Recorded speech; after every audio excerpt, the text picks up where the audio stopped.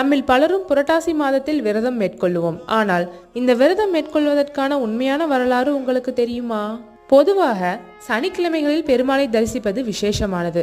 அதிலும் புரட்டாசி மாதத்தில் வரும் சனிக்கிழமை நாளில் பெருமாளை வழிபட்டால் எல்லாவித கஷ்டங்களும் நீங்கி வளமான வாழ்க்கை கிடைக்க பெறுவீர்கள் என்பது இந்து மதத்தின் மரபுவழி நம்பிக்கை. புரட்டாசி மாதம் 9 கோள்களில் ஒன்றான புதன் கிரகத்திற்கு உரியதாக பார்க்கப்படுகின்றது. புதன் பகவான் அதிதேவையாக மகாவிஷ்ணு உள்ளார். அதனால் புரட்டாசி மாத விரதமும் வழிபாடும் மகாவிஷ்ணுவின் அருளை பெற்று தரும். புதனின் வீடு கன்னிராசியாகவும் அது பெருமாளின் அம்சமாகவும் கருதப்படுகிறது.